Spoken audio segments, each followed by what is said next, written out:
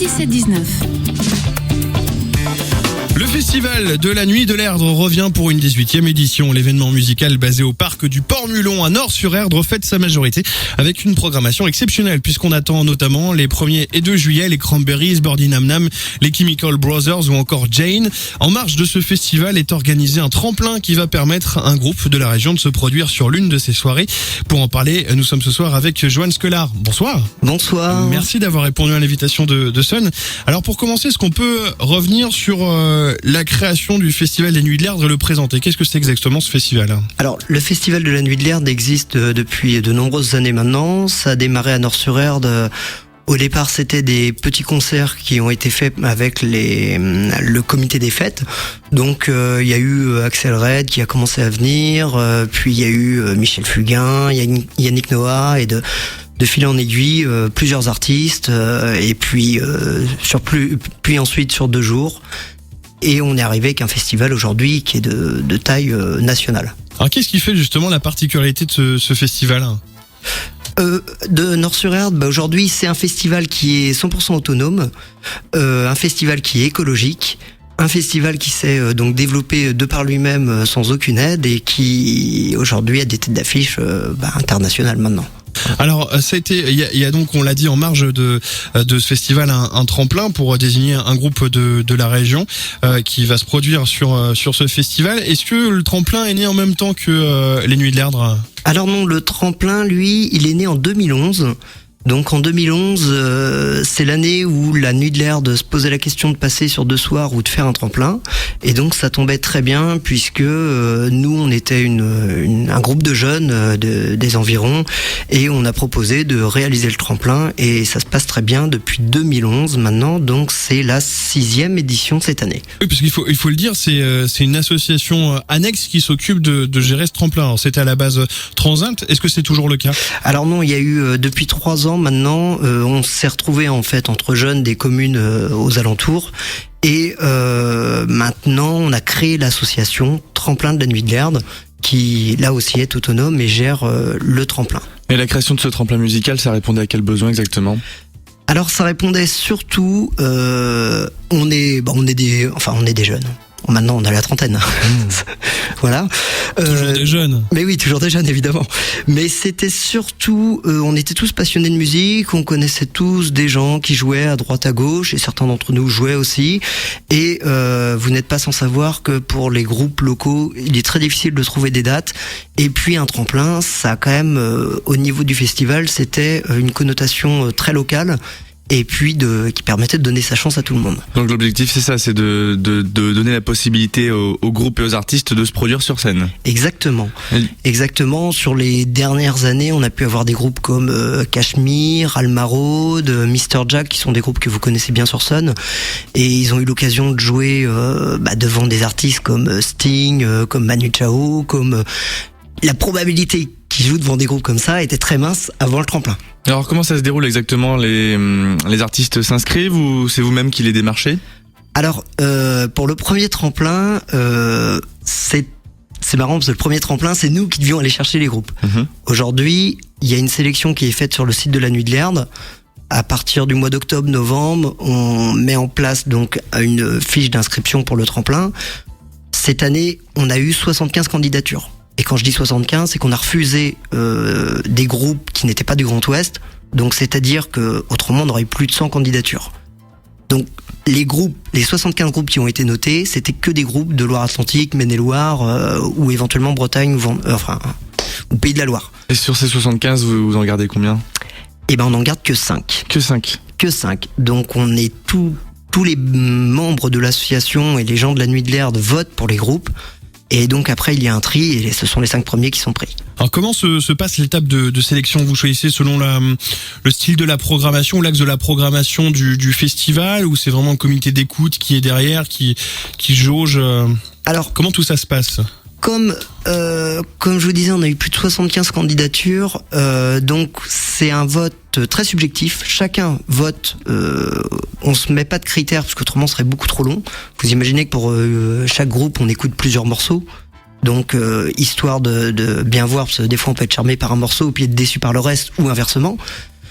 Alors on note subjectivement, chacun à sa façon, comme la façon dont on aime les groupes. Et on fait la moyenne sur, on est une quinzaine de votants, donc on ressort les groupes vraiment qui nous ont le plus plu. Par contre, le soir du tremplin, la notation est différente. Complètement différente, puisque là, on est sur un système de vote où il y a un jury et le public.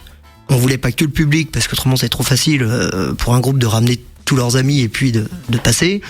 Et on voulait pas qu'un jury non plus, parce qu'on trouvait ça original de faire participer le public, surtout qu'en plus il y a des places à gagner pour la nuit de l'Erd derrière. Donc le public, tout le monde s'y retrouve. Voilà. Du coup, est-ce que vous pourriez nous dire quand même quelques mots sur ces groupes présents cette année?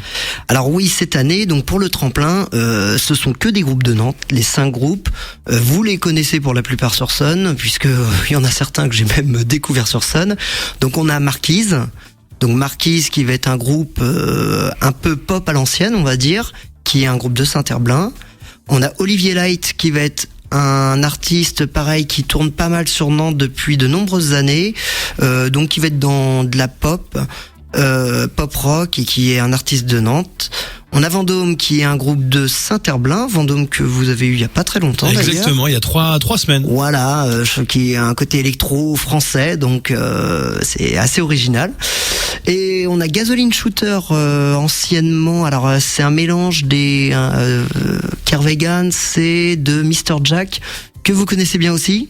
Voilà, donc là c'est beaucoup plus du rock, on va dire rockabilly, enfin voilà. On a et enfin le dernier groupe qui est de Trélière, qui est un groupe de reggae, Sgoaya, qui tourne très bien. Et je peux vous dire que pour un groupe de reggae arrive dans les 5 premiers de 75, c'est que c'est vraiment de la qualité. C'est vraiment de la qualité. On a des gens qui nous disent même des fois, c'est marrant, on vient en tremplin sans prétention parce qu'on s'attend à voir des jeunes jouer, et en fait on découvre des groupes qui sont chiadés, c'est carré, tout est professionnel quasiment. Et oui, parce qu'il y a énormément de groupes qui demandent qu'à jouer. Qui ont déjà une vraie proposition artistique en tout cas. Exactement. Alors, donc tous ces groupes se donnent rendez-vous donc ce samedi à la salle de Lovinière de Jouer sur Erdre. C'est ça. Ça a toujours été déjà le tremplin dans cette salle? Ah non, au départ c'était en extérieur. Mais au mois d'avril-mai, l'extérieur ça a été compliqué. Il y a Forcément. même la dernière année, d'ailleurs c'était à Trans-sur-Erdre avant, c'est pour ça que ça s'appelle le Tremplin. D'accord. Au début, puis bon, on a gardé le nom, même si c'est à Jouer, hein, juste à côté. Mais c'est vrai qu'on a eu notamment, déjà financièrement, ça coûtait beaucoup plus cher. Et aussi, on a eu des années de pluie ou en catastrophe, on a dû se ranger dans une salle de traite. Enfin bon, c'est des bonnes anecdotes, mais c'est vrai que c'est très compliqué à gérer. Alors, une fois sur place, comment ça va se passer? Chaque groupe a le droit à un set d'une trentaine de minutes, je crois? Alors c'est un set de 40 minutes. On tolère une reprise par groupe quand même. D'accord. C'est vrai que c'est pas tous les tremplins. Oui, c'est pas tous les tremplins. Mais bon, on trouve qu'une reprise, ça permet aussi de mettre un petit peu pour le public qui vient, qui ne connaît aucune chanson. De temps en temps, une petite reprise, ça permet aussi de les accrocher. Et pourquoi pas de participer aussi, hein, parce que souvent sur le tremplin, on a eu beaucoup de groupes qui mettent le feu et ça envoie. Hein. Ça envoie pas mal. Alors, on a parlé de jury tout à l'heure, mais qui y aura dans ce jury? Alors le jury, il va être composé de personnes qui s'y connaissent en musique forcément, de la Nuit de l'Erd et de l'association Tremplin. Donc des musiciens ou des gens qui sont en rapport avec la programmation. Et qui ont l'habitude de travailler pour les Nuits d'Erd. Exactement. Par contre, là dans le jury, il y a vraiment des critères.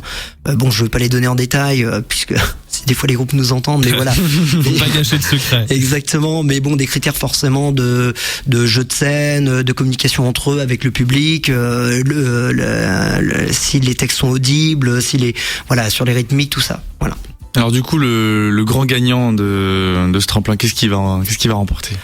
Alors le gagnant du tremplin, évidemment, va jouer le samedi soir à la Nuit de l'Erd, donc le soir où il y aura les Chemical Brothers.